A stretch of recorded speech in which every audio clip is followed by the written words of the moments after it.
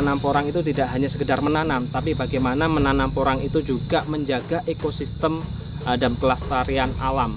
Jadi budidaya porang itu adalah budidaya porang yang bagaimana kita melestarikan hutan, bagaimana kita menjaga hutan agar tetap ekosistem terjaga, tapi manfaatnya adalah petani porang pada umumnya, terutama di daerah kawasan pinggiran hutan itu petani porangnya itu adalah bagaimana porang itu bisa menurunkan atau bisa kita turunkan ke anak cucu kita, di mana tidak mengurangi tingkat kesuburan tanah, tidak terlalu mengeksploitasi lahan, sehingga tetap menjaga ekosistem serta kesejahteraan petani pun juga ikut terangkat.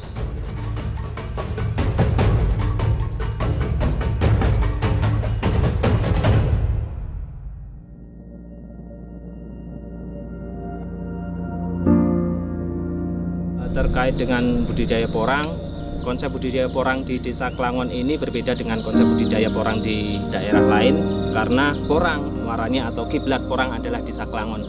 Karena porang di Desa Klangon sudah mulai dibudidayakan sejak tahun 1983. Konsep budidaya porang di Desa Klangon adalah konsep budidaya secara berkelanjutan dan berkesinambungan, karena porang di Desa Klangon bisa dipanen paling cepat di umur 2 tahun setelah tanam, tapi rata-rata untuk petani di Desa Klangon pemanenan porang itu pada tahun ketiga. Karena pada tahun ketiga itulah produksi umbi maupun katak itu sangat maksimal, dan diharapkan dalam 1 hektar sudah ada 3 generasi, yaitu tanaman porang generasi tahun pertama, tahun kedua, dan tahun ketiga. Dan untuk pemanenan pada tahun ketiga itu yang dipanen hanyalah porang yang besar atau porang generasi pertama. Dan setelah tahun ketiga, tahun keempat kita panen secara terus menerus. Setiap tahun kita bisa langsung kita panen tanpa proses penanaman lagi, karena dalam 1 hektar sudah ada tanaman berlapis, istilahnya 3 umur.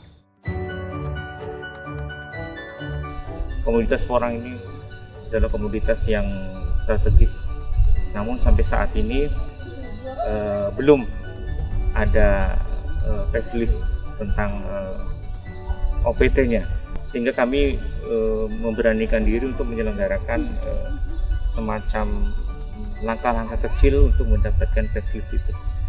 Dan langkahnya itu sangat panjang, tapi kami sudah memulai itu dengan langkah pertamanya adalah dengan melakukan inventarisasi, kemudian identifikasi di Desa Klangon, Kecamatan Saradan.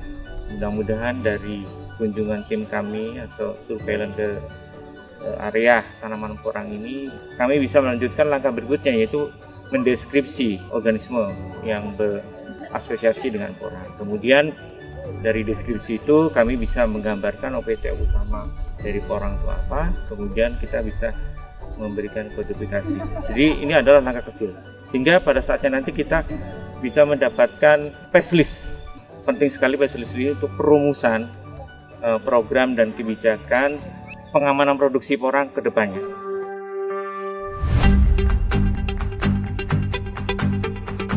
Ini adalah salah satu rangkaian upaya kita untuk memfasilitasi ekspor salah satu komoditas Indonesia, gitu ya.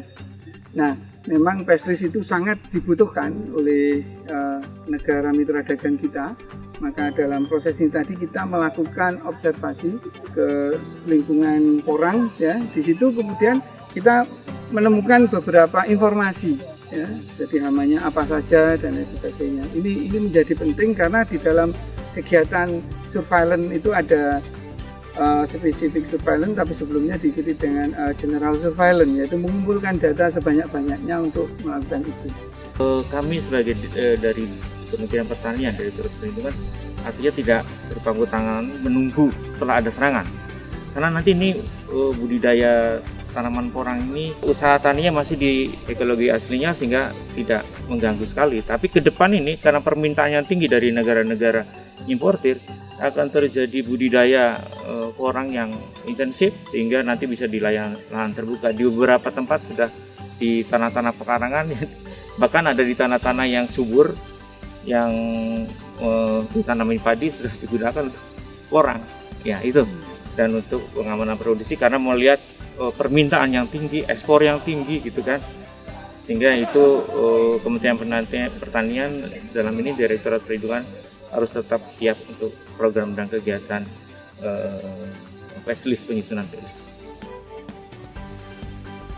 Porang sangat bermanfaat dalam sendi kehidupan kita, mulai makanan, mulai pembungkus kapsul, mulai lem, mulai kosmetik, dan masih banyak lagi kebutuhan yang berasal dari porang. Sehingga menanam porang atau tidak mau menanam porang, tetap kita akan menjadi penikmat daripada hasil olahan porang.